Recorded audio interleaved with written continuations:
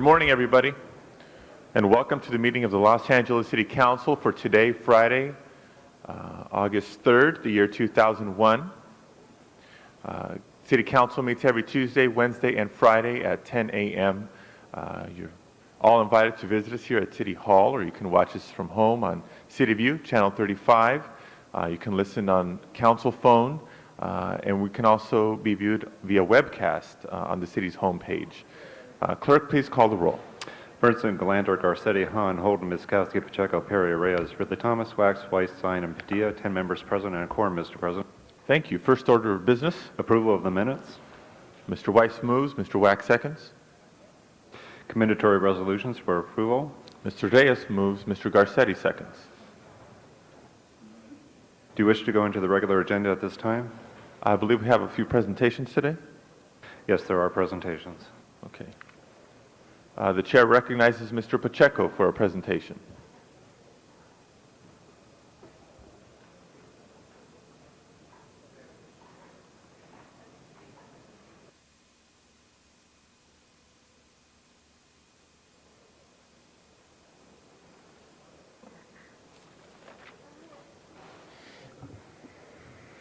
Mr. President, colleagues, I'm here to present some individuals who are visiting with us. But let me first bring up Isabel and the members from SANA, the Salvadoran American National Association. As you know, this weekend they are having a major celebration at Exposition Park, celebrating Dia del Salvadoreño on Sunday, here August 5th at 5 o'clock? No, it starts at 10 and ends at 8. 8. Okay. It starts at 10 a.m. and ends at 8 p.m.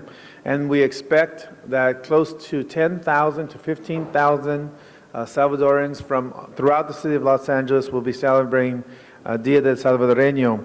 As part of this day, we have some visitors from El Salvador who are here not only to participate in that activity, but specifically came today to acknowledge and really recognize that the city of Los Angeles, in last year declaring August 6th, Dia del Salvadoreño here in the city of Los Angeles as a major step forward in bridging the two communities here, not only in the city of Los Angeles, but also in the country of El Salvador. So I want to present certificates of welcome to a few mayors. So let me start off with the mayor of Quesaya, Jorge Alberto Alvarado Acenon. Thank you and welcome. Bienvenido aquí a la ciudad de Los Ángeles de parte de la Concilio de Los Ángeles.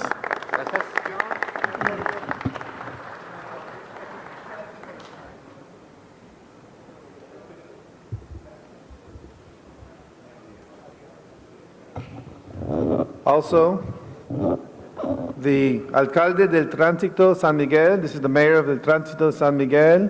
Bienvenido, welcome to the city of Los Angeles and especially here to the council. Bienvenido aquí a la ciudad de Los Ángeles, específicamente aquí en el Concilio de Los Ángeles, Luis David Penado.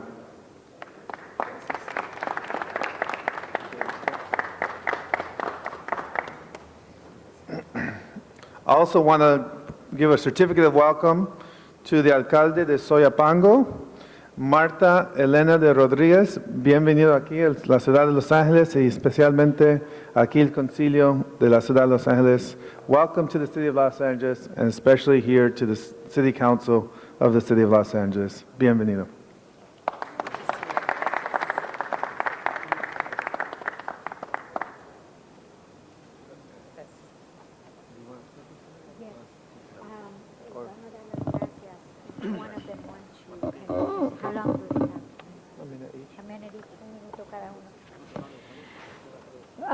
The three mayors would like to briefly give the council their thanks for the proclamation of El Día del Salvadoreño.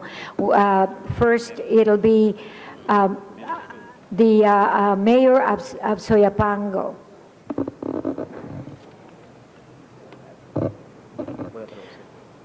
Honorable Nix Pacheco, honorables miembros del Concilio de Los Ángeles, reciban de parte del pueblo salvadoreño, a quienes estamos representando, nuestros sinceros, más cordiales y profundos agradecimientos por este hecho histórico que trasciende tanto y tiene tanta valía para nuestro país.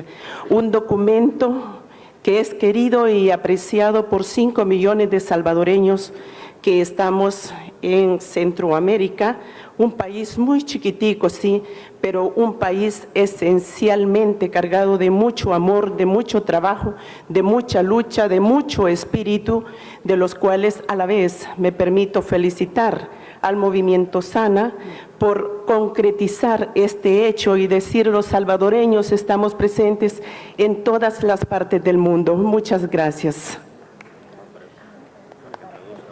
From our country, family, we want to thank Honorable Nick Pacheco and everybody here present. From our hearts, we want to deeply thank this significant historical event for the Salvadorian community in this country. And from our hearts, we want to appreciate this effort that you're doing for our community, for the Salvadorian community in Los Angeles.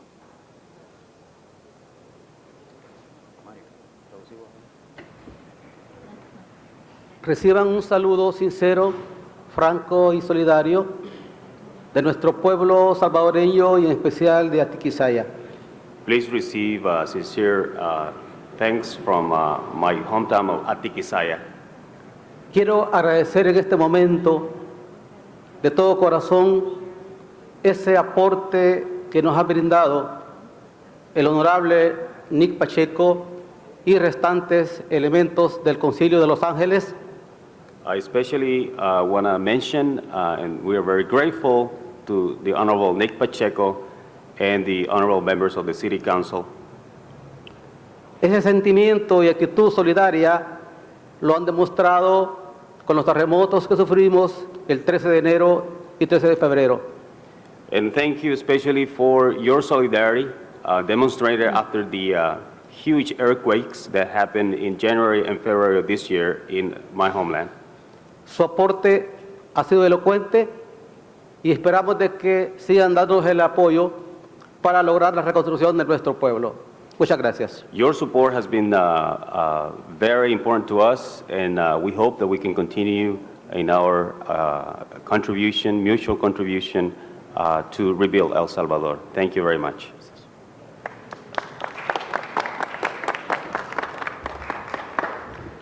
Respetable concurrencia, en nombre de la Ciudad del Tránsito en el Departamento de San Miguel de la República de El Salvador, queremos agradecer al Concilio de Los Ángeles el haber reconocido a las sociedades salvadoreños norteamericanos legalizando su existencia en este estado, agradecer el apoyo que esta población, que este pueblo le ha brindado a nuestro país para el terremoto, decirles que la ayuda que hemos recibido de ustedes tal vez no ha sido la suficiente. Solo tenemos reconstrucciones provisionales y necesitamos hacer las viviendas permanentes para los damnificados de nuestro país. Necesitamos que se compenetren un poco más en la ayuda de los países de Centroamérica. En nombre de El Salvador, agradecemos al señor Nick Pacheco por esta oportunidad y agradecemos al pueblo norteamericano por la ayuda que siempre nos ha brindado. Muchas gracias. Just briefly, thank you for honoring us today. And from the people that I represent in El Tránsito in the Department or State of San Miguel, receive their warm greetings. We want to thank you for your solidarity, your support after the earthquakes, and I'm looking forward to our mutual collaboration so we can rebuild El Salvador. There are tremendous needs. The housing that has gone up after the earthquake is just temporary. We continue to need assistance for permanent housing. So we look forward to our mutual collaboration. Thank you.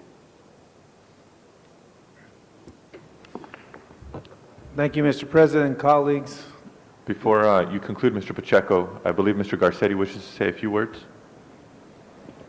I just wanted to also say welcome to the mayors, bienvenidos a los alcaldes. I'm very happy to be supporting the SANA event as well, representing the 13th District, which has a large population from El Salvador, and I'm very proud to be a participant and a supporter, and I look forward to doing this for many years to come.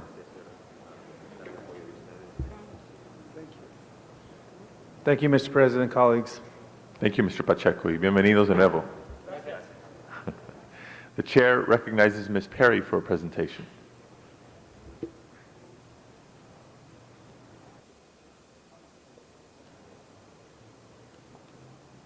Thank you, Mr. President. And fellow council members, I'd like to introduce two very exciting groups of people here today.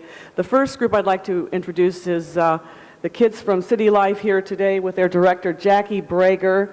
And Jackie is the executive director of City Life. It is an urban camp with kids from all over the city, primarily from the inner city, here today for a series of lectures and opportunities to learn more about their city. And today is their City Hall Day, and they wanted to come and observe a city council meeting and then tour the building and just understand how their local government works.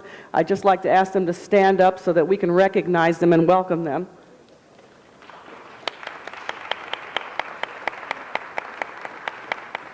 Thank you very much, Jackie. Jackie does yeoman's work and should be celebrated and supported. The other group I have here today is from Operation Unity with Cookie Lomel. Come on up here, Cookie. And her young people, they're not kids, these are older people. And Cookie is the founder and executive director of Operation Unity, which was founded after the civil unrest in 1992. It was her way of reaching out to the African American, Latino, and the Jewish community to bring young people together and to build better understanding between the differences in our communities by taking young people to Israel to spend 6 weeks at a time living and working on a kibbutz. Today she has brought a number of people, young people, and I believe some of their parents, to talk about what they plan to do this summer. This is a new program given the unrest in the Middle East, and now she has created a domestic version of the very, very successful 4-year program of taking the kids to live on a kibbutz. And they will be going to Brandeis Bardin, and for those of you who are unfamiliar with Brandeis, it's a 3,000-acre camp in the Simi Valley with museums, all sorts of resources there, so that these kids can learn new life skills and experience a measurable change in attitudes towards others who are different. 90% of Cookie's young people go on to college and into very successful careers. And the thing that's so special about this program is the emotional impact that it has on these young people, and they always come back, they give back to the program in some way, and continue the outreach as young ambassadors so that their experience benefits those who come behind them at local schools and in community groups. And I'd just like to ask Cookie to say a few things. I would like to thank everybody here at City Council who has been supportive of our program.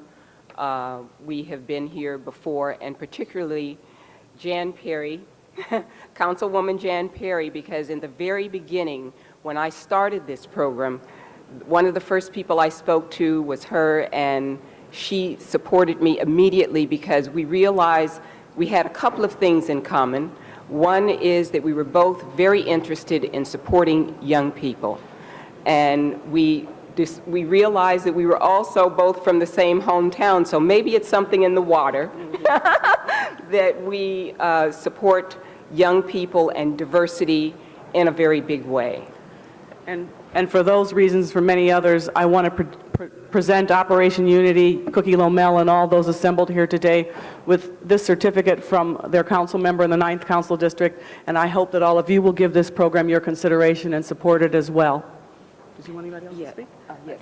Actually, I'd like to introduce a lady who's here from the Israeli Consulate, and Mr. Leon Watson, who is with Youth Opportunities Unlimited High School, where we have taken some students from there also. And to understand the impact of this program, I'd like to ask one of the parents who is also a teacher, to talk about how this impacted her daughter who went to Israel. Ms. Merrill Carter. Good morning. In 1999, my daughter had the opportunity to go with Operation Unity to Israel, where she lived on a kibbutz for 6 weeks. Her academic training became a reality, the textbook knowledge that she gained, as well as her religious training. She experienced many people of many different backgrounds living on the kibbutz, as well as being able to live among people who lived differently from she did, but had a lot of similarities as well. The program has really enhanced her and helped her to understand people in general around the world have the same goals and aspirations that she does. Thank you very much.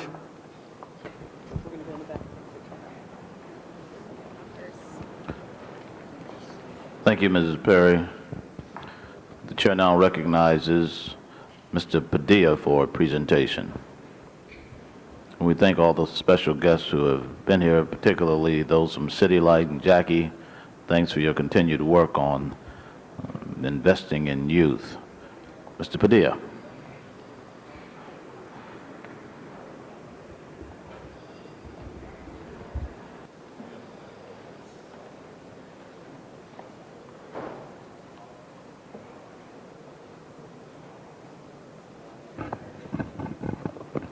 Thank you, Mr. Chair, colleagues. Been on the council for just over 2 years now, and the presentation I'm about to make is the first for me, and I'm reflecting on some of the presentations similarly that I have seen you all make. That is one where a member of our staff departs. We share a lot of things in common as elected officials in the experience of public service. And in dealing with the core issues in communities and neighborhoods and providing those basic city services and being the most visible electeds in our communities because of the nature of the work that we do, I think we know that we rely a whole lot on our staff. And if you work as hard as many of us do, and you work as closely with our staff and our communities as many of us do, and you really see your staff as your team and as your family, I think we developed a sense of your staff, not just as your staff, but staff sometimes as your kids, because you care about them that much, but also because in the course of doing the work, they are learning, they are growing, and they're developing, and they're maturing. And so today I present a resolution to James Burkhart III, who has been on my staff for the majority part of the last 2 years, and who has grown and matured and developed in the course of that. James came to my Pacoima office nearly 2 years ago and knocked on the door and dropped off a resume. Complete stranger to the office, and a new arrival to the San Fernando Valley, recent graduate from UCLA, and he wanted to go to work. He shared with me then that he had followed my campaign in the newspapers. He had heard the issues that were being discussed and gotten to know the kind of communities that the Northeast Valley has and the challenges that we have. And he wanted to be a part of making the community better. He wanted to be a part of a cause, he wanted to be a part of a movement, and he wanted to work with city government to make it more responsive and to serve the people. So after a couple of interviews, we decided to hire him and give him a chance. And James has really done a tremendous job. He's been a field deputy of mine for the last couple of years, serving the communities of Sun Valley and North Hollywood. And we've had a chance to address issues like housing and working with people who are living in trailer parks that would turn your stomach because of the conditions that the landowners keep people in. He's had a chance to work with issues of flooding and the inadequate infrastructure that we have of storm drain systems and watershed management. He's had a chance to drive through just as many potholes and cracks in the sidewalk that any other community can attest to. and on and on and on and on. He, in his list of accomplishments, can point to neighborhood watch groups that he's been organizing so that we lay the groundwork and provide models and resources for the incoming neighborhood council that are going to be created. He's done work with the chambers of commerce and the many things that we rely on our field staff to do. He's been a tremendous asset to my office, but he is now leaving the office, and with that comes mixed emotions. The joy and the pleasure of celebrating the good work somebody has done, and the sense of loss because we're about to lose somebody. But I'm not losing him because he's not going too far. Ladies and gentlemen, I want to introduce James Burkhart and thank him for the years of work he's put into my office in the 7th Council District, but to congratulate him today as he joins the mayor's office to do work with the Department of Neighborhood Empowerment and other issues pertinent to the San Fernando Valley. Colleagues, Mr. Chair, please recognize James Burkhart III.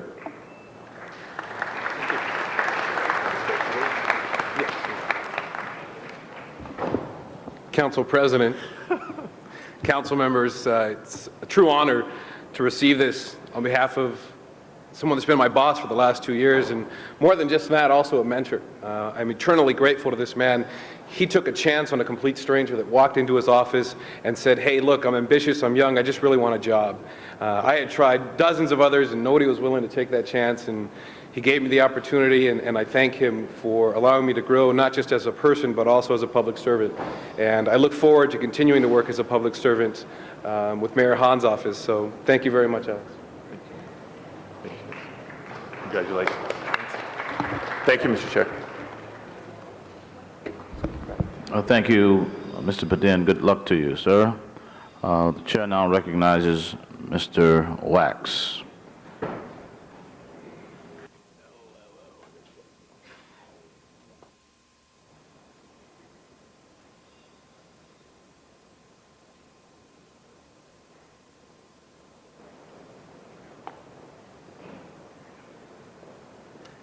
President, members of council, I know we have a long day, so I'll be brief, but I wanted to take a moment this morning to acknowledge and commend someone whom all of you know and have met on a great number of occasions, but someone who has really been a fixture in the community that I live in and represent for the last 30 years. When I first met Mort Allen, I just said, I couldn't figure this guy out. I said, who is Mort Allen? What is he up to? And I realized that he, more than anyone, really had a commitment to making a community great and to really keeping it the kind of livable community that Studio City has been. He has been obviously in business for more than 40 years there, probably outlasted every realtor in the community as an independent realtor. But more importantly, the one thing that I realized we had in common was that we really wanted to preserve the character and the quality of life of Studio City. We really wanted to show that places in Los Angeles could have a real sense of neighborhood, a sense of identity, and that they could grow and that they could expand and that they could thrive, but they could do so in a way that enhanced the quality of life in a community rather than destroy it. We sort of had a motto of keeping Studio City the way Westwood used to be. And we've watched communities throughout this city change their character so much that they're no longer what they were. And we watch how people more and more each day want a sense of community, how we want more Larchmonts and more Vermont Avenues, and more areas that are really developing.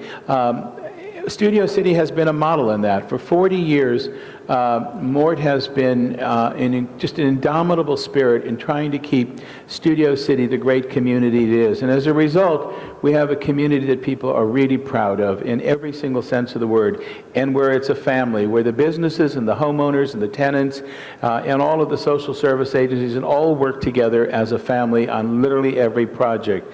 And the reason I brought Mort down this morning is because he was being visited by his mother, who is 87, who was having a birthday today, and I thought it would be nice for her to see her son get an award, but she unfortunately is sick. So I will simply present this to you, Mort, and she can get a copy of a tape of this, to thank you for all of the tremendous work that you have done for our community and our city, and to hope that as I leave, that you and others in the community will continue your efforts, because I'm keeping my house there, and I'm coming back, and I want Studio City to be as great as it is today, if not greater. So let me present this to you on behalf of a very grateful community.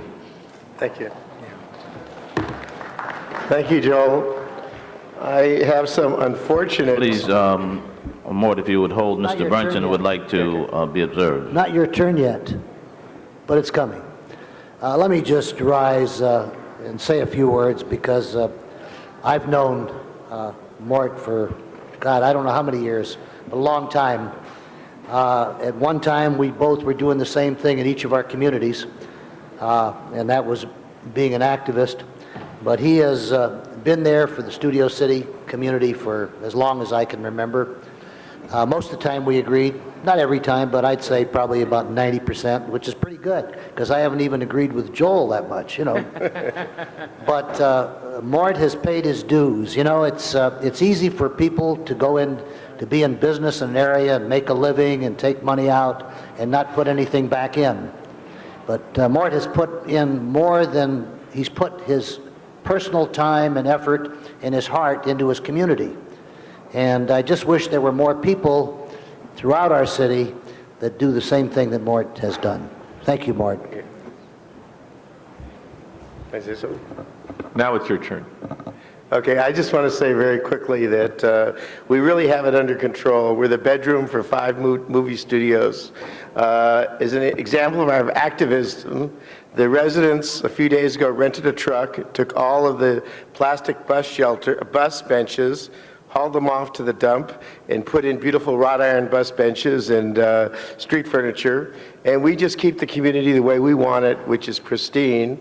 Unfortunately, this is the 40th anniversary of my company, and Janice Hahn has twisted my arm, and I plan to spend the next 6 months working on San Pedro to prove that we can make that the most beautiful, equal to Studio City, and just shut out Long Beach and Malibu and Santa Monica, and make that really beautiful. So we're going to prove that we can turn San Pedro into another Studio City. Thank you. Very good. Okay. Thank you, sir. Mr. Clerk, I believe that concludes the presentations. Before we take the next item of business, I would like to make an introduction. We have a delegation visiting us from one of our sister cities, a delegation from Nagoya, Japan. And I would like to introduce Mr. Peter Langingham and the interpreter to please share with us about some of the activities that are taking place this weekend. And if I can ask the members of the delegation to please rise for recognition.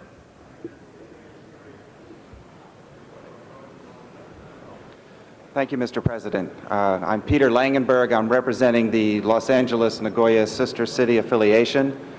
As many of you may know, Los Angeles and Nagoya was the first sister city of Los Angeles, established over 40 years ago. Thanks to the efforts by many people on both sides of the Pacific, both in government and especially amongst citizen volunteers, the two cities have maintained an active relationship with many programs of a civic, educational, and cultural nature that have reached out and touched many people throughout Los Angeles.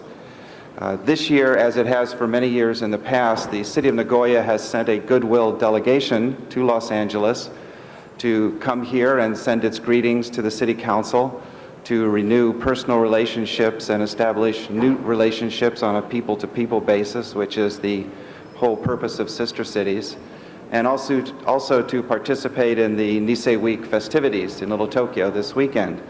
It is my great pleasure to introduce the delegation to you. Let me introduce the leader of the delegation for the City Council, the chairman of the Nagoya City Council, Mr. Okamura.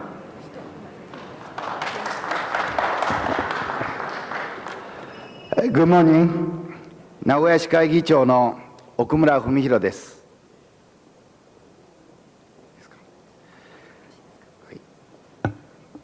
Good morning, ladies and gentlemen. Thank you very much for the kind introduction, Mr. Langenberg. My name is Fumihiro Okumura from Nagoya City Assembly. 敬愛するパディア議長さん、そしてロサンゼルス市議会議員の皆さん、並びにロサンゼルス市民の皆さん、名古屋市議会公式代表団を代表して、栄誉あるこの議事堂におきまして、ご挨拶を申し上げる機会を得ましたことは、私にとりまして、誠に光栄に存ずるところでございます。Honorable Council President Padilla, Council members, citizens of Los Angeles, on behalf of the City of Nagoya Assembly official delegation, I am deeply honored to be present here in the Council chambers today and to have this opportunity to greet you all. この度、私ども一行は、岸と名古屋市との友好を一層深めるため、そして輝かしい伝統を誇ります二世秀祭に参加するために、姉妹都市名古屋から参りました。As it's been introduced by Mr. Langenberg, our mission is to represent your sister city, Nagoya, and to take part in the long-standing local tradition known as Nisei Week Festival. Furthermore, we hope to strengthen our relationship as sister cities. ここで私ども名古屋市議会の各会派の代表者であります3名の議員と名古屋市の助役を紹介させていただきます。If I may, I would like to introduce a few of my Nagoya City Assembly colleagues, as well as our Deputy Mayor. はじめに市会議員の久野公平議員です。First, Assembly Member Kohei Kuno. 次に同じく斉藤実議員です。Next, we have Assembly Member Minoru Saito.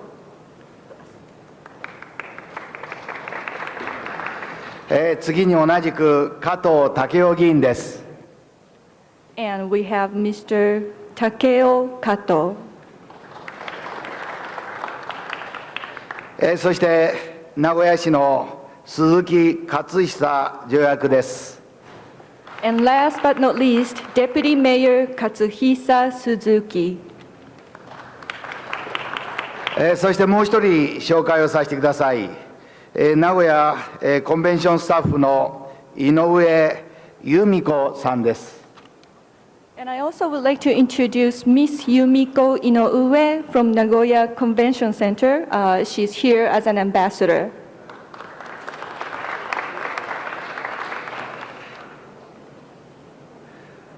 そしてまず今年4月に逝去されました故ジェン・フェラロ市会議長のご冥福をここで改めてお祈り申し上げたいと存じます。ロサンゼルス名古屋市との姉妹都市交流についてこれまでフェラロ議長さんからいただきました深いご理解とご協力に対しまして心から感謝申し上げたいと存じます。And I would like to express our condolences for the late Council President, Mr. John Ferraro, who left this realm last April. Mr. Ferraro has fostered us much understanding and cooperation for our sister city relationship. We would like to take this opportunity to express our appreciation for Mr. Ferraro's contributions. ロサンゼルス市と名古屋市の姉妹都市提携は今年で42年が経過いたしました。長年にわたり姉妹都市として友好と親善を築き上げ発展させてまいりました両市の絆は私たちの誇りでもあります。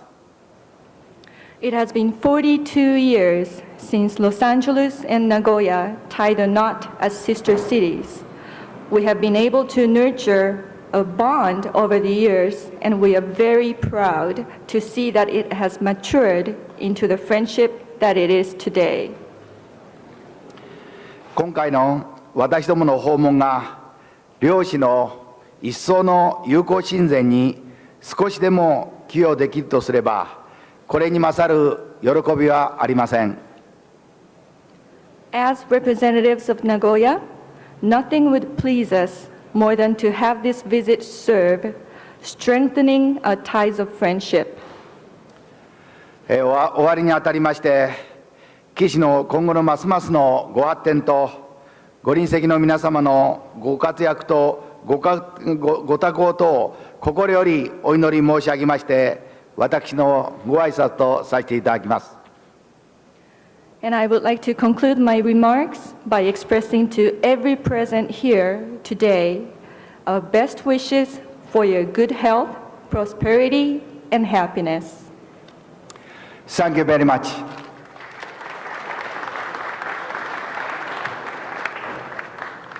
Thank you very much. And you made reference to the parade that will be taking place this weekend, and I believe it takes place in Council District 9, represented by Jan Perry. And Ms. Perry has a special presentation for all of you. It's an auspicious occasion today, Council President and fellow council members, and I'm pleased to present this certificate of friendship to the delegation from Nagoya to welcome you and to recognize you for your desire to have greater friendship and understanding, and hope that you will stay for the Tofu Festival beginning this Saturday in Little Tokyo, a community for all people, representing the Nikkei people and celebrating their culture, arts, and contributions to our city. So thank you and congratulations.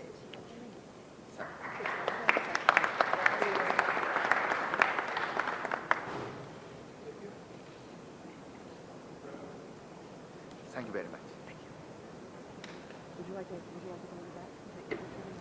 Mr. Holden? Mr. President, members, I'd like to join with Ms. Perry in welcoming the delegation from Nagoya and to thank them for how hospitable they were when myself and I and some of my staff people visited Nagoya. You have a large Korean population in and around Nagoya. I represent a large Korean constituency here in the city of Los Angeles. And they had many friends there living in Japan, and they visited with me also as we visited Nagoya. I also went back at another occasion where I ran the marathon. We have an annual marathon. And they considered me to be a world-class runner, and they gave your Japanese head start. They started first, and we have to try to catch up.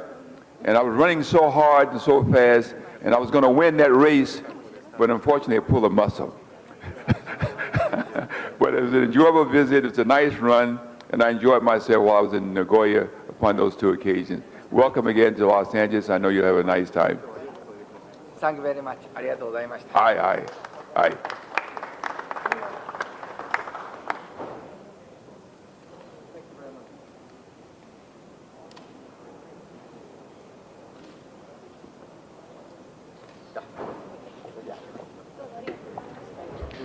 Thank you again very much, and we'll be celebrating with you over the weekend.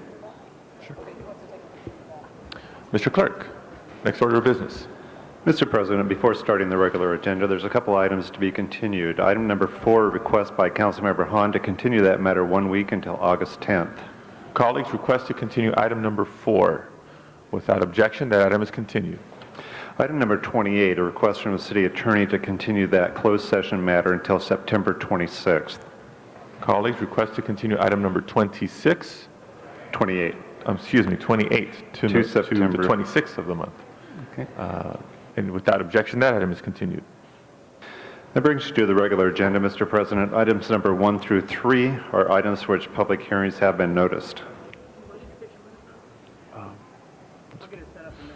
Items 1 through 3 are before us. Colleagues, public hearings have been held. Any specials?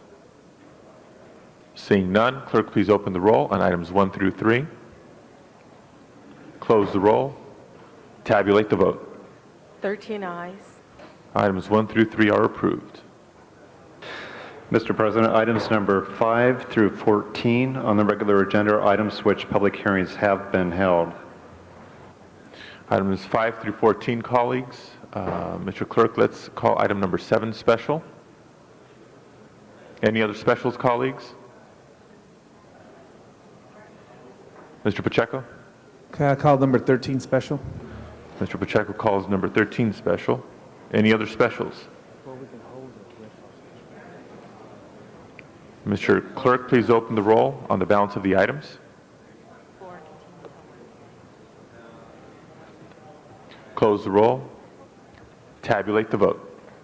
13 ayes. Those items are approved. Next items, please. Items number 15 through 25 on the regular agenda are items which public hearings have not been held. Item number 18, a motion is required from the floor, inasmuch as there's 2 reports on 1 file. Okay, that's item 18. We also have a card on number 19. Let's call 19 special and 18 special for purposes of getting a motion on the floor. I have no requests to speak from members of the public on those items. We'll entertain specials. Mr. Holden? Mr. Holden calls 17 special. Any other specials? Mr. Pacheco? 20E for a substitute motion. Number 20 is called special by Mr. Pacheco. 20E. 20E. Any other specials? Mr. Clerk, please call the roll, open the roll on the balance of the items. Close the roll. Tabulate the vote. 13 ayes. Those items are approved. Next item, please. Item number 27 on the continuation agenda is an item for which public hearing has been held. Okay. Colleagues, item number 27 is before us. Public hearing has been held on this item. So to reopen the public hearing would require a motion from the floor. Mr. Holden. Mr. President, members are requested that this matter be held over to Friday until we get a better understanding as to the effect of the legislation not being considered in Sacramento as relates to the renters and how much notice they have to be given by the landlord, I think 60 days, et cetera, prior to their no-fault eviction. I made mention of the fact that the rent stabilization ordinance would protect most of the housing in our city, in that we have an ordinance already enacted into law that this proposed legislation would not apply. We talked about the luxury housing. It probably perhaps would apply there. Mr. Garcetti suggested that that might be the case, but we got an explanation from the city attorney or from the housing authority that it does not apply, and therefore, by Los Angeles being named in this legislation as a city that might this law might be applied to, I want to just inform you that it does not apply. We exempted right straight through, and we just a name only that we're in this legislation, and it'll make them feel good. It sounds good, but it's not applicable. So therefore, opposition should be no opposition, but we'll support it because it doesn't mean anything. Thank you, Mr. President. Thank you, Mr. Holden. Request to continue until when? We went I forward. previously requested it be continued until today. Okay. So now we're satisfied that all the questions have been answered, that this bill does not apply to the city of LA. We can move it. Okay. Mr. Bernson. Well, now that you raised the question, even though it doesn't apply to the city of Los Angeles, it applies to the rest of the state. What does this bill do? Can somebody tell me what this legislation does? I mean, normally, the 60-day, is this a, how does that differ from the current law? Adrian Garcia from the CLA. This bill establishes a pilot program. I can't hear you. You got to speak a little louder. This bill establishes SB 985 establishes a pilot program for the cities of Los Angeles, West Hollywood, and Santa Monica, which requires landlord to provide a 60-day notice to tenants prior to a no-fault eviction. What is the difference of what what the law requires today? Is it 30 days? Is it changing from 30 days? 30 days. To 60 days? Yeah, it would change to 60 days. In that, for what type of eviction, what type of notice is that for? It's a month-to-month tenancy. Is it for people who are on a month-to-month, A I month-to-month. presume? Is it for not paying their rent? What is it for? No, a tenant should be living in their unit for a year or more to be allowed the 60-day notice. I'm not sure that, what position has the Board of Realtors and the Apartment Owners Association and people like that taken on this legislation? Not And sure. what is the need for it? The apartment owners. I think we already have. We have very strict laws in Los Angeles, but I'm going beyond that because, we have to think regionally also because we're impacted by what happens around us. I'm not so sure that I'm ready to support something like this unless I know more about it. Mr. Garcetti. Thank you, Mr. President. Answer to a couple of the questions that you raised, Councilman Brinson. Los Angeles Housing Law Project just wrote a memo to, I think all of us, but I know a number of us got this, that basically says that SB 985's impact on the city's non-RSO units, that all single-family rental units and all post-78 rental units are not covered by the RSO. So this would actually apply to 200,000 of Los Angeles families. They'd be given an additional 30 days. I saw a letter this morning from the Apartment Association that said actually on this provision, they do not oppose it. That they're okay about that. There's other provisions that are part of the bill that they have some doubts about, but that part they definitely do not. I didn't read far enough. I just saw a glance at it. It says no fault eviction. Anybody else wishing to speak on this item? Seeing none, clerk, please open the roll. Close the roll. Tabulate the vote. 13 ayes. That item is approved. Next item, please. Mr. President, items numbers 26 is a closed session item. Would you like to hold that on the desk? Let's hold the closed session items on the desk. Now bring it back to items that are called special. Item number 7, called special by the Council President. Okay, let's give Mr. Willie Thomas a second to come up here.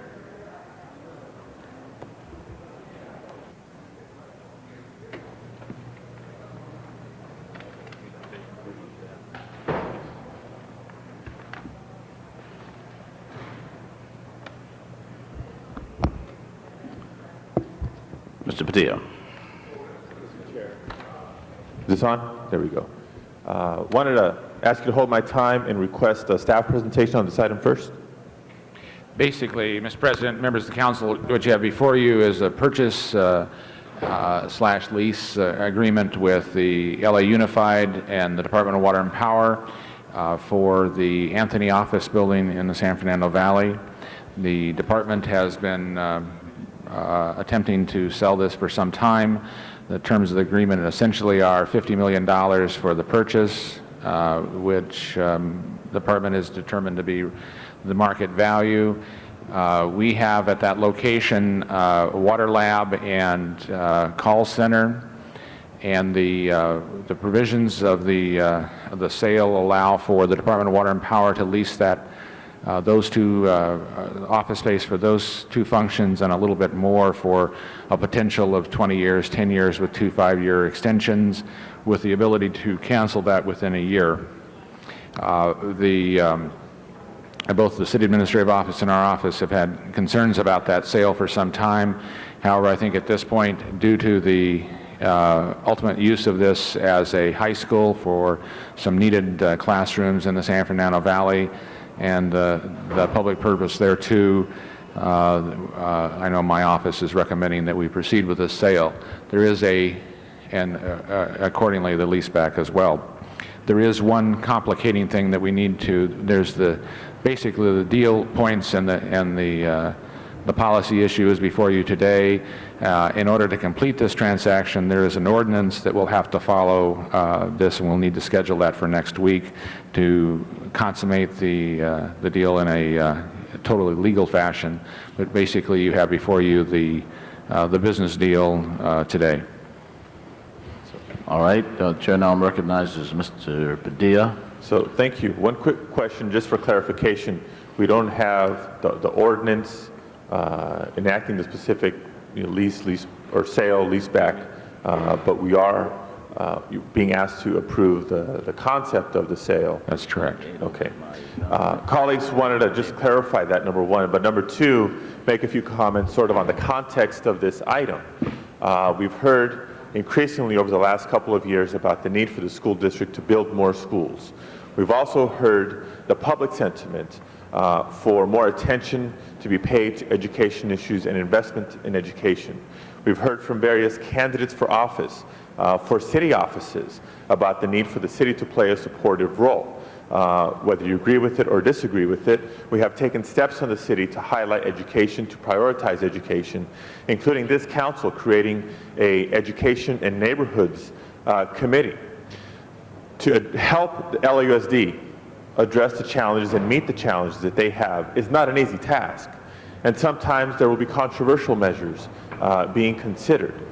But I think in light of all that, this is the first significant step. This is the first significant test and an example of how the city and the school district can work together. Now, I support the concept of the Anthony Office Building becoming a school. I don't support the Anthony Office Building becoming a school if it's a bad deal for the city. So the position that I've taken is I support the deal as long as we work through the details so it's a win-win, or it's a win-win-win. It's a win for the city, it's a win for the school district, but most importantly, that it's a win for the children who need classroom seats. Now, I hear from staff that that is not only realistic, but that is what's happening. And as we negotiate, we're dotting the I's and we're crossing the T's to make that happen. Mr. Deaton has highlighted some of the key elements, the co-location issues, maybe the maintenance issues, and some of the other things involved with this. But colleagues, today I stand to ask you and to urge you to please support going forward with this agreement, because it is, or it has the potential to be a win-win-win. I want to recognize Mr. Wax because the building is actually in his district, but recognize that this is a partnership, because although the school to be relieved and the school to be created is in his district, students from his district and from my district attend that. So I ask for your support, and I thank you. Thank you. The next speaker is Mr. Wax.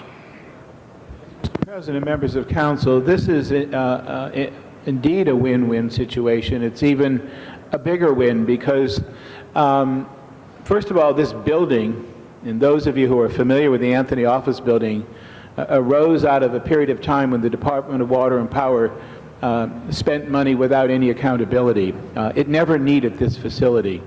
It was excessive, in my opinion, and we're finally finding a good use for it. We tried, Mr. Deaton, I and others, tried to get the police communication system to be located there. For various reasons, the department didn't want that. It's not that easy to find a new buyer for this type of a facility in Sun Valley. The fact that it can now serve the children of this city in what is, and if you looked at the statistics of the last census, the fastest growing area, my council district, which surprises a lot of people, is the fastest growing council district in the city. The demographics are changing dramatically from a district that had 59% Anglo 10 years ago to now 34%. This community is an extraordinary community. The largest Thai temple outside of Thailand is located within walking distance of this building at Roscoe and Coldwater. Polytechnic High School itself, you're going to have two fabulous high schools almost side by side, I think becoming great friendly and competitive rivals in this city in two wonderful facilities to meet the needs of a growing community without taking down one house, without taking down one apartment building, without taking down one existing business, without condemning anybody, without moving anybody out, without relocating anybody. You know, it's pretty hard, I think, to find a better win-win-win situation. Could the dollars be better?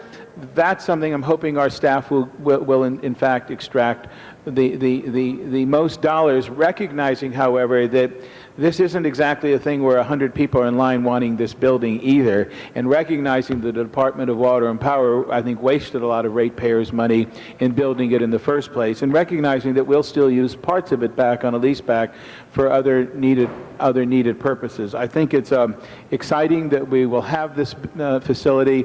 I think it will serve many, many good purposes, and I urge that we go ahead with this. Thank you, Mr. Wax. The chair recognizes Ms. Hahn. Thank you. As the only member today who, from the Commerce Committee where we heard this issue, I also rise to ask all of us to take this step, this first step where we can send a message that we are willing to partner with the school district in helping them with their overcrowding issue. According to the superintendent, the school district needs to find 200,000 seats in the next few years to put all of the schools back on two-semester track and get them off year-round. This building alone will provide in the first immediately 800 seats. In 2 more years, this building will provide the school district with 1,200 seats, and then ultimately we'll tap out at, no pun intended, tap out at 2,500 seats. So this is a great way that we can actually help with the overcrowding.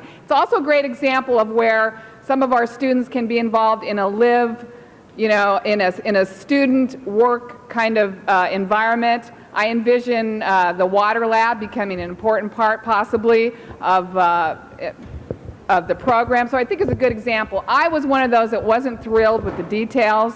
I wasn't thrilled with the numbers. I think we might be getting a D in our effort actually on this first transaction, but I am one of those that supports this.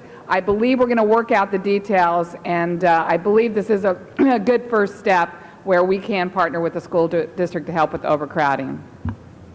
And maybe their mascot could be the DWAPs. All righty. Chair recognizes Mr. Reyes. One of the bright points of this transaction is that it literally allows for the managers of various departments and the council to start looking at how we look at our space, our parking lots, our structures that are underused, and start really sifting through our assets in such a way where we can look at joint venture possibilities, and I know Ron is happy about that, or looking at ways in which we can collaborate with our space. It's a great first step. I know in District 1 we have many maintenance yards and large parking surfaces, and I always wonder at the airspace and thinking, why can't we combine uses and look at it from a public safety point of view as well, but still try to look at this whole notion of keeping students near their homes. Thank you. All right. There are no other members wishing to be heard at this point that we recognize. That gives a pretty clear indication that there is a consensus on this matter. Mr. Clerk, then anything before us? No cards? What is before you is a Commerce, Energy, Natural Resources Committee report. The ordinance that was submitted today will be continued until Tuesday, and the rest of the recommendations may be adopted today. All right, then, that being the understanding of the body, please open the roll,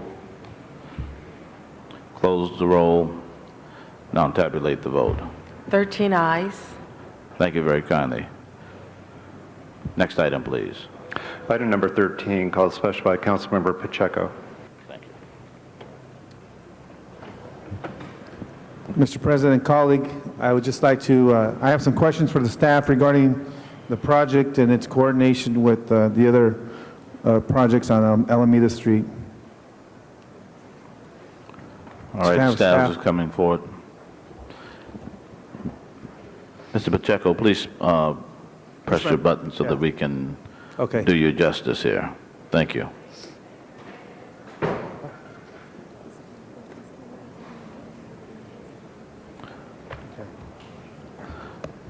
There are questions that Mr. Pacheco has. Other members, if you wish to be acknowledged on this, please so indicate. Mr. Pacheco, proceed, and the staff will answer your questions. as you may know or may not know, with the East Side Light Rail coming through Boyle Heights and downtown, we have had some major negotiations with the Department of Transportation and the MTA regarding Alameda Street and exactly how the light rail is going to go through that community. And my only question is, as we do this project here on item number 13, are we spending money that's going to be wasted because it's going to be undone when the MTA comes through? And so are we coordinating with the MTA to make sure that we're not either being duplicative or spending money that's going to be destroyed through the realignment or the east side light rail as it comes through down on Alameda? That's the basic core of the question. All right. Yes, Councilmember, we are coordinating with the MTA. In fact, this is an MTA-funded project. We have a memorandum of understanding with the MTA, and we will coordinate with them in the future to make sure that our project is not impacted negatively by the East Line construction. Okay, now, am I to understand that you've spoken with Steve Bry and Diego Cardoza and the project managers of the East Side Light Rail to make sure that we're not spending money or doing things on Alameda that's going to be undone by their construction? I mean, if you've had those communications and those meetings, then I feel a little less concerned. The person that we have gotten is John Grace, project manager from MTA. I'm not aware of the other ones. But we will coordinate with whoever we need to coordinate to make sure that your concerns are, taken care of. And we will coordinate with those other people. I haven't personally. Well, I've been tracking this project for 2 years now, and you said there's a gentleman by the name of John? John Grace was the project manager that approved the memorandum of understanding. Okay. Mr. President, unless this is time sensitive in terms of any funding, I would ask that we continue to Tuesday, so I can check with Diego and Diego Cardoza and Steve Bry to make sure that Mr. Grace and everyone's on the same page. Mr. Clerk, is there any reason that this can't be continued that you are aware of? It is not time sensitive. Any objections from any other members of the council? Mr. Pacheco's request seems reasonable. This is a project that affects both CDs 1 and 14. Is that not correct? To the extent that that is the case, it might be advisable then for staff to make sure that both council offices are fully apprised of what is going on prior to it coming back. So that means over the next 72 plus hours, such should take place. That will be the order. Next item, please. Item number 17, called special by Councilmember Holden. All right. Chair now recognizes Mr. Holden. I might just for a moment have the council take note of the great improvement in representation from the 8th Council District. Thank you so much. We appreciate your stellar observation, and the reduction in age is probably the contributing factor. Mr. Holden. Mr. President, we hold my time to get a staff report on what's being done here and the equity.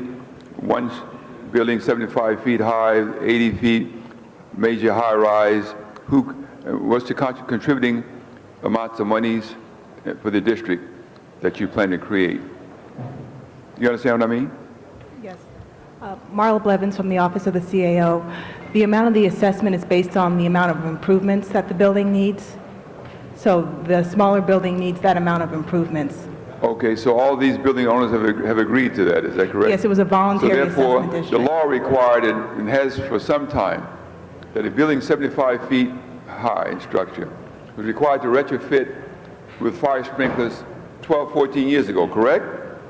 Or you don't know that? I'm sorry. Could you repeat that again? I don't think we caught The law, the ordinance that we adopted about 12 years ago, after the first interstate fire, said it 75 feet building, height and structure, should be retrofitted by 3 years from that date. So like 8, 9 years ago, that should have been done. Now you have some buildings, maybe 100 feet, 150 feet. The question is, that require more of a retrofit. Then what proportional contribution is being made by the building was 75 or 80 feet compared to the one that's 100 feet? That's the point I want to raise. Or do you know? Councilman Because you need more work to retrofit with sprinklers a building that's 100 feet, correct? With certain number of square footage, correct? Compared to 75 feet high. Mr. Holden, there's an additional staff person to lend an assist. Name, rank, and serial number, sir. Colin Chu from the City Attorney's Office. This was a single-purpose bond issue specifically for the number of building owners that wanted to participate in order to get this kind of financing. These particular buildings, the size of the assessment for these particular buildings were the fire sprinkler improvement costs that they needed to finance. I understand. It had no connection with how tall the buildings were or So each of them that would have the work done would pay into this fund to pay down the bond, is what you're saying? That's correct. And so the guy with the building with less height would be paying less to pay down the bond because he'll be using less money, is that correct? Conceptually, Unless that's if you correct. get more of an elaborate type of sprinkler retrofit, then it's going to cost that much more. So based on what you spend to retrofit your building, you will pay into this measure that proportionate share. Is that the way it's supposed to be? It's whatever, he has to pay the debt service on whatever amount of money he needed. I see. So it's not, I get X number of dollars from this building owner, X plus Y from another building owner. Correct. There's no connection between them. All right. Well, it should be explained because the question will be raised. All right, thank you. Thank you, Mr. Holden, for those clarifying questions. Anything more to come before us on this matter, Mr. Clerk? No, there is not. Seeing no other speakers wishing to be heard, then would you please open the roll? Now close the roll. Tabulate the vote. 14 ayes. Thank you very much. Next item, please. The next item on the agenda is item number 18, called special, inasmuch as there are two reports on one file. Has a communication from the Arts, Health, Humanities Committee and a report from the Budget and Finance Committee. A motion is required from the floor to adopt one or the other or both. Members of the council take note that we have two reports before us. We'll hear from staff about them, and a motion then will be required ultimately to dispose of either one of these two items. Is that the way you wish to proceed, Mr. Clerk? That is appropriate. All right. We'll now hear from staff on the item. Rushmore Cervantes with the Department of Aging. This item will give the Department of Aging the authority to allocate approximately $17.4 million to our service providers. These funds are a variety of grant funds, and these will be retroactive to July 1st so we can maintain senior services. The item was originally heard by the Arts, Health, and Humanities Committee and subsequently heard by the Budget and Finance Committee, and we ask that the item go forthwith to the mayor with the Budget and Finance Committee report. All right. Ma'am? My name is Lily Fong, and I'm with the CAO's office. The CAO originally requested 3 report backs from the Department of Aging. The department has provided additional information and has clarified their request, and we concur with the department's request. Thank you. Mr. Weiss, are you prepared to move the Budget and Finance Committee report? Yes, Mr. President. All right. It's been properly moved. Is there a second? Forthwith, please. It's been properly moved and second. If there's Mr. no- President, Yes, sir. the appropriate action if you're going to adopt the Budget and Finance report is to adopt both reports, adopt the Arts, Health, Humanity as amended by Budget and Finance. All right. Pursuant to the correction of the clerk, that is before us. Mr. Weiss, do you wish to be heard? Just to note that we'd also request this be sent forthwith, Mr. President. Thank you. It will be sent forthwith once it is adopted. Mr. Clerk, please open the roll. Close the roll. And now tabulate the vote. 14 ayes. Thank you. The request is for it to go forthwith, and that will be the order. Next item, please. Item 19, called special, inasmuch as a member of the public wishes to speak. All righty. We see the name of, well, the name is left blank on this, but the representative from the Chinese Committee on Aging is what we see here on item number 19. Is that correct? Your name, sir? My name is George Poon. Honorable council members of the City of Los Angeles. My name is George Poon. I'm a representative from the Chinese Committee on Aging. I'm here to make a statement on item number 19. I would like to read my statement as follows. We are extremely disappointed that the Department of Aging handled the whole adult day social care proposal process in a secretive and contrived manner. The proposal was originally closed on February 27, but it was reopened again on March 16 through April 16 to 4 council districts without giving notification to the first-round applicants. Our agency is one of the first-round applicants. We went to the first appeal and were informed that we will be given timely notification to build our cases at the Art and Humanity Committee.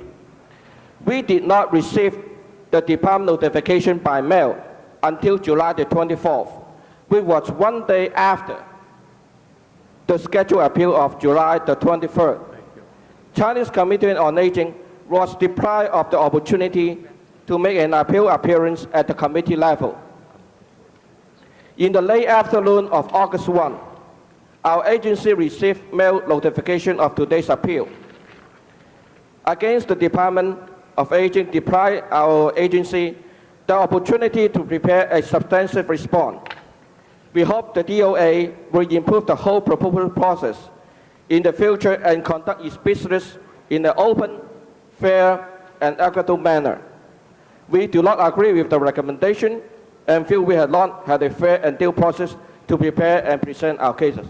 I will thank the committee and the City Council for listening to my statement. Thank you very much. Thank you very much, and that concludes the public hearing on this item. Any members wishing to speak? Seeing none, clerk, please open the roll on item number 19. Close the roll. Tabulate the vote. 14 ayes. Item 19 is approved. Next item, please. Item number 20E, called special by Councilmember Pacheco for a substitute motion which has been distributed. Item number 20E, substitute motion has been distributed. Does Mr. Pacheco wish to speak on the item? It's a routine item. 20E, the substitute before us, colleagues. Clerk, please open the roll. Close the roll.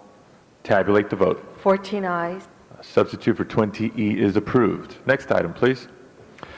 Item number 26 of the closed session item. Do you wish to take public comment at this time? Let's take public comment at this time.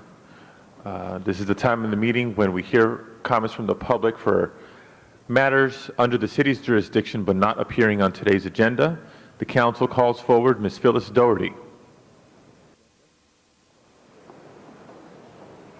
Thank you, honorable members, City Council. I rarely appear before you. I am Phyllis Doherty. I'm Director of Animal Issues Movement. I'm also a 16-year servant of the City of Los Angeles, having worked all over the departments, including the City Administrative Office. I'm here today to address an animal and human protection issue that's of extreme importance. By the way, I'm also a resident of the 13th District.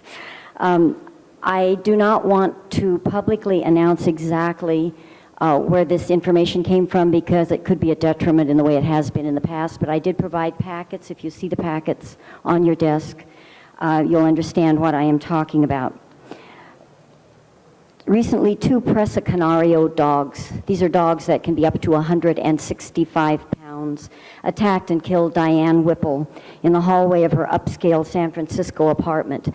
These dogs were on leashes. The owner was unable to stop them from the killing, and neither was anyone else. This is very bizarre behavior, and it is an indication of the basic nature of this dog. We soon learned that white supremacist prison inmates were using outside sources to run a dogfighting ring and breed fierce dogs, and that this was the breeding pair that killed Diane. The male was named Bane, and the name was instantly equated with death. The women breeding these dogs for the inmates reported on television that all the puppies were sold or moved by the time authorities arrived. We now know where at least one of these puppies is because of this ad that appeared in a local paper And if you understood the code words, or even if you don't, Bain's daughter, bred to imported sire, big, bad to the bone. It says protective, which means human aggression. Stable, these dogs are only stable in that they are originally bred to kill, and their stability is in their continuation of that practice. The Presa Canaria is a very, very ancient breed. It was bred in the Canary Islands to guard cattle and then kill the very cattle that it was guarding. It would kill any intruder, any animal or human. Many of them appear like a giant pit bull. I have pictures for you so that you can see what we're dealing with. And if you can imagine this, 165 pounds, no one is a match for it. The breeders boast that they can jump a 7-foot fence with 14 inches of clearance. They will easily go over any fences in the city of Los Angeles. In 1989, because of the alarming number of attacks on humans and the increase in dogfighting, then Supervisor Kenneth Hahn, she's not listening, attempted to have legislation considered that would regulate the ownership of dogs that were dangerous to people, especially pit bulls. Humane organizations... If I could ask you to conclude, please. Pardon me? If I could ask you to conclude. Yeah. Humane organizations and dog breeders and dog fighters opposed this, and unfortunately we now have legislation that's exactly the opposite. I will conclude. We are just asking that lawmakers at all obligations join us as we launch an effort, a coalition, to petition the state legislature to repeal the prohibition against breed-specific regulation and help us develop laws that can protect people and animals in our community. You all have my number. I submit items to you constantly. Thank you. Thank you very much. I have requests to speak by Mr. Garcetti and Mr. Wax. As you know, we can't act on items brought to our attention through public comment. Mr. Garcetti first. I just wanted to thank Phyllis for her vigilance. This would not probably have been caught otherwise, and I'd like to thank you for bringing this to our attention. I for one, will be happy to write a letter to the appropriate state legislators to re-examine that. There's already been a problem in the 13th District. You probably know there's a recent attack in Atwater where people's pets are attacked, sometimes where human beings are attacked, and clearly there's some breeds that are made for killing and for attacking, and we really need to address that issue. So thank you, Phyllis. Mr. Wax? I was going to echo Mr. Garcetti's comments. I've known Ms. Doherty for a long time. She's one of the great humanitarians in the field, and I'm concerned about this particular dog that she's brought to our attention. I mean, I think all of our consciences were shocked when we learned of the death in San Francisco. It was so brutal, and to know that there's a potential problem now, I don't know what can be done within the laws, but I realize we can't act on things, Mr. President, but I do think it would be appropriate if we requested the Department of Animal Services to investigate also the very specific issue of that specific puppy that was bred from the dog that killed the woman in San Francisco, and ask if there's something that really can be done in anticipation or in advance of that. I don't know what can be, but when you get a clue that there's some potential problem and harm, and you're on warning, I think we should take whatever proactive steps we can. So I would like to just ask that the council request the Department of Animal Services to look into that particular animal and see and report back to us as to their findings and recommendations of what we can or can't do. So, thank you, Mr. Wax. That's a good idea. I'm sure the department is willing to take an administrative directive or request, and it would also be appropriate for a motion to be brought in to accomplish the same. Mr. Weiss. Thank you, Mr. President. I'll join with Mr. Wax in making that request, and I echo what Mr. Garcetti said. I also want to recognize Ms. Doherty's efforts in this regard, and it really is a public service that you've come here this morning, Ms. Doherty, to share these concerns with us, even though it's not on the agenda. It is something worth thinking about, and look forward to working with everybody on this in the future. Thank you, Ms. Doherty. So thank you, Mr. Weiss. Maybe you can second that motion when it's brought in. When it's brought in, it's not before us today. Ms. Misikowski. Thank you, Mr. President. I was just indicating that as Chair of Public Safety, considering the comments of all my colleagues, I will work with them to bring in the motion for Tuesday so that we can take all of these steps direct animal services to do what is necessary, but most importantly, I think, as was brought forward, we have to work with our legislators in Sacramento to change the state law to enable us to create a prohibition on a certain breed, which is now not allowed. But I think all of those ideas and suggestions are good ones, and we should bring in a comprehensive motion to go in all the directions that we need to as soon as possible. So, thank you, Ms. Misikowski. Colleagues, let's return to public comment. This is the public comment period. Mr. Clerk, if we can reset the clock to allow the public their appropriate time.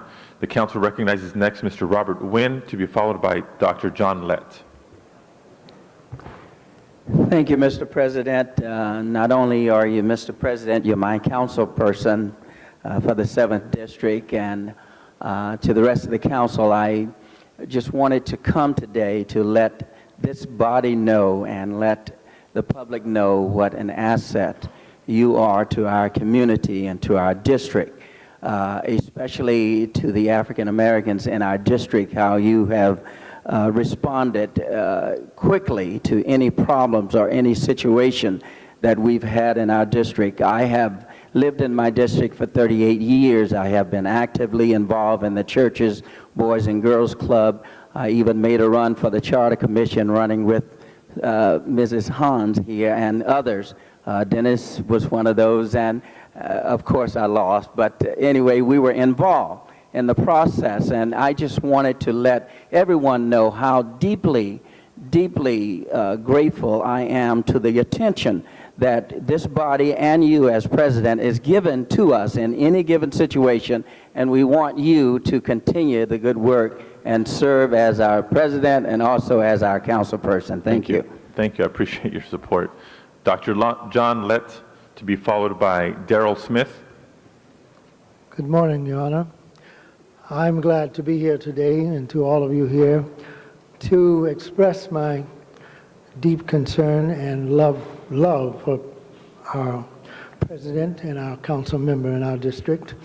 I want you to know I was raised up from a family with so many different ethnic backgrounds, it's impossible to trace, but on the paternal side, it was an African American descent and a Native American. On my mother's side, it was an Irish and West Indian, and from a very young age taught to value a person by what's inside of them.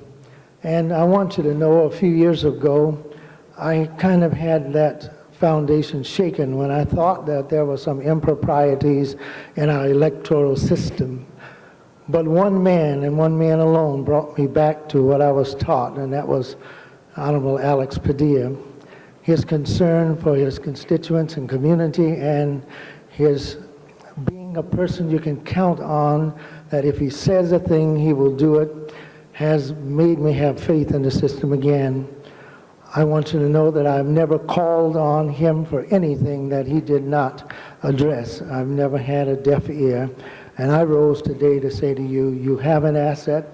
I am so proud to be in his district, and I'm proud that he calls me his friend.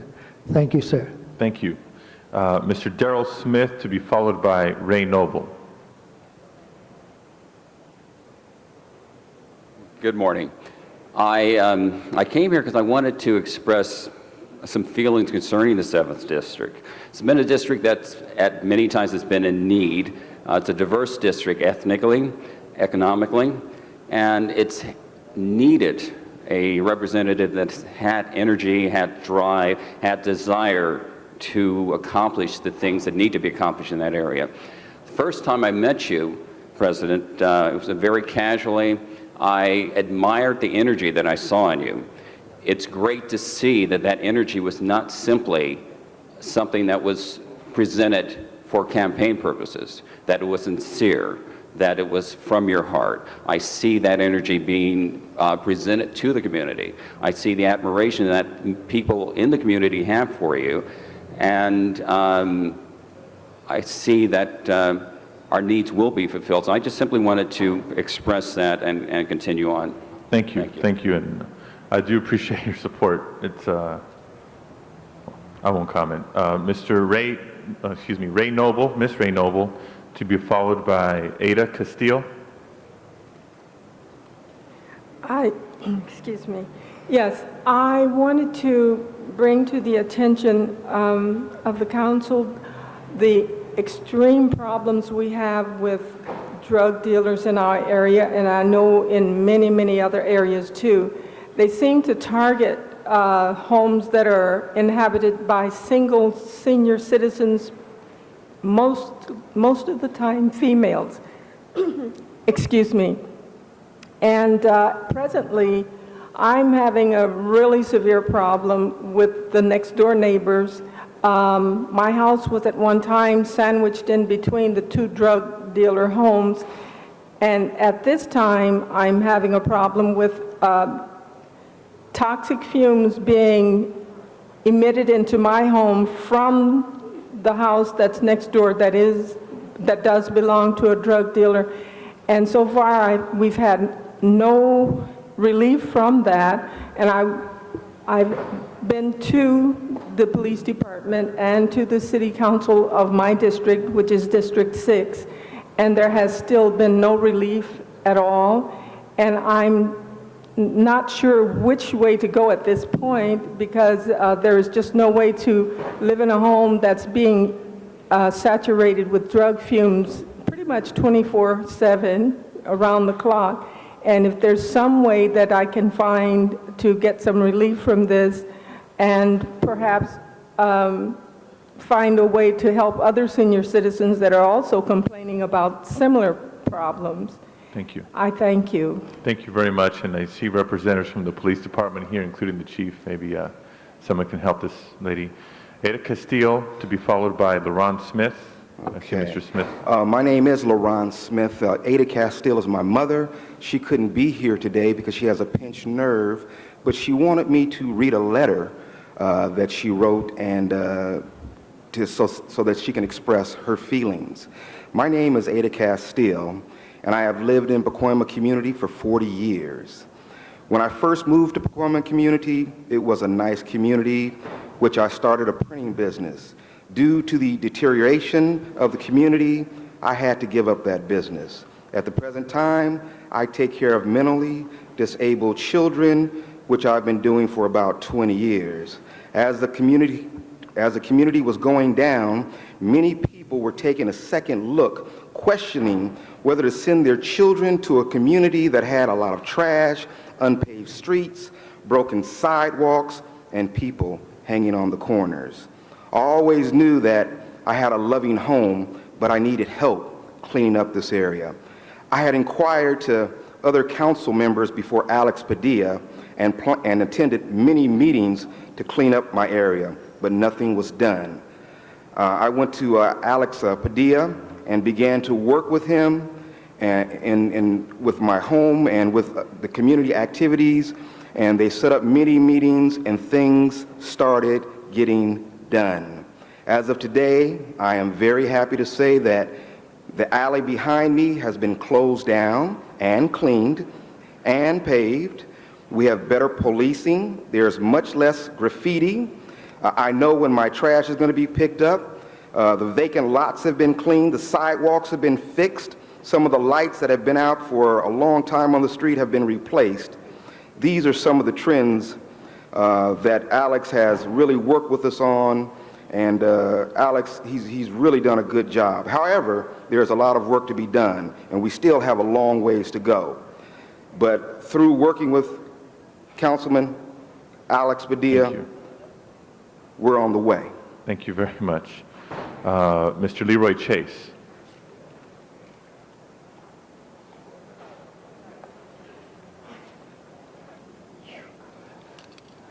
Good afternoon, honorable council members. I'm a resident of the San Fernando Valley, the 7th District, for over 30 years, and I'm here responding to recent news articles in reference to our councilman and also the president of the city council. Councilman Alex Padilla has always voiced a concern for the poor and the less fortunate throughout his involvement in government, and this has been for over the past several years. He has supported the multi-ethnic programs of the Boys and Girls Club of the San Fernando Valley, which provides recreation, education, health, and counseling programs for children and adults, as well as supporting other community-based agencies that represent the makeup of the 7th District. The 7th District is very reflective of the diversity of the city of Los Angeles, and Councilwoman Padilla has stressed and demonstrated fairness for all, and especially fairness to the 7th District, and to bring a fair share to that part of the valley, a fair share to the part of the valley that has its minorities are primarily blacks and browns. And these minorities have been the ones that have been left out in the past, and he has stressed the fairness, and he has presented a program of involvement so that we can have representation.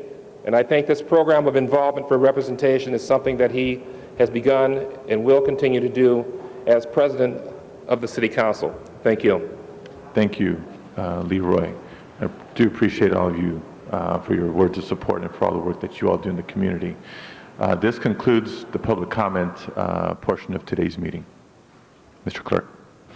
Mr. President, item number 26 is a closed session item. Do you wish to clear the desk at this time? Let's do housekeeping. Motions for posting and referral. Those motions are posted and referred. Councilmember request from excuse from council attendance. Councilmember Padilla requests to be excused on Tuesday, October 2nd to leave at 11:30 for city business. This meets policy. So I'll excuse myself. Okay. The desk is clear except for item 26. Thank you. Members of the public, this is in accordance with California Code. The council will adjourn into closed session. Guards, please clear the chambers.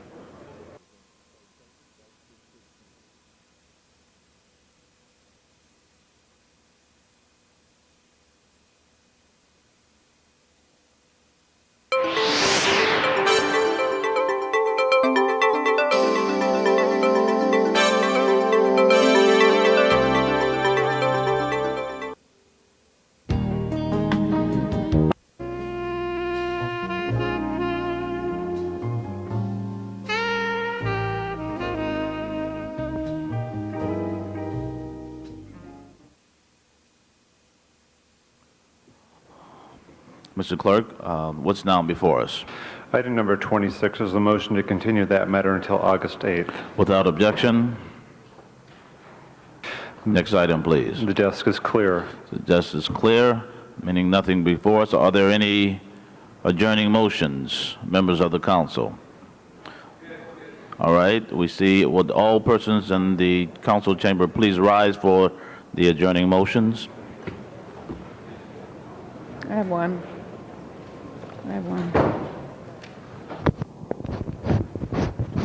Mrs. Hahn. Thank you. I rise this morning to request that we adjourn this afternoon, that we adjourn our meeting today in honor of the memory of Mr. Richard Nevins, who lost his life this past Sunday at the age of 80 in a body surfing accident. Mr. Nevins was born in Los Angeles and spent nearly his entire life in Pasadena. Through his 28-year tenure on the State Board of Equalization, he personally reshaped an agency that plays such an integral role in the way we fund our government. Richard was never a flamboyant politician, preferring instead to base his reputation on his unparalleled knowledge of tax policy. He also served the Democratic Party throughout his life, beginning with a stint as president of the California Federation of Young Democrats, and also as a founding member of the California Democratic Council. His work was validated nationally as he served as a delegate to the Democratic National Committee on 3 separate occasions. Richard was also active in his own hometown, serving as president of the Pasadena Historical Society and Pasadena Beautiful. So committed was he to these causes that his family has asked that memorial donations be made to the Pasadena Historical Society in his memory. Richard Nevins leaves behind his wife of 55 years, Mary Lois, 3 sons, 5 sisters, 1 stepsister, and 5 grandchildren. His memorial service was held just this morning in Pasadena. Mr. President and members, I ask you to join me in recognizing the memory of Mr. Richard Nevins. All members. Mr. Holden. President, I'd like to be one of the co-authors of the adjournment motion regarding Richard Nevins, who's a longtime friend of mine and of really the entire state of California. As already been stated, he's very active in his party He's a registered Democrat. But you know, sometimes you didn't know that because everybody seemed to love Richard Nevins. He didn't have a partisan bone in his body when you get right down to it, when it relates to the issues. And he will certainly be missed as he has been already. Terrible accident. But I guess accidents happen, and it's very unfortunate that he was the victim. Mr. President, members, we also ask that we adjourn in memory of Joanna Charles. She just passed away July 31st, yesterday. Longtime employee of CBS here in Los Angeles, where she was an outstanding makeup artist. Her husband, Edgar Charles, preceded her in death. The services will be scheduled for Thursday, August 9th, 1 p.m. at the Inglewood Park Mortuary. I might add that she was an entrepreneur very early on in her life. She owned a florist right there on La Brea and Venice Boulevard. Very active, very involved in the community, and I've known her since those days. Mr. President, members, also Emma Peterson, we ask that we adjourn in her memory as well. She passed away the 22nd of this, and a longtime resident of Los Angeles. Ms. Peterson was 91 years old at the time of her death. She was a devoted mother who was twice widowed, survived by her 2 sons, one son, Lucius Peterson, 2 daughters, Sarah McMahon and Yvonne Gaffney. Thank you. Other members? Mr. Clerk?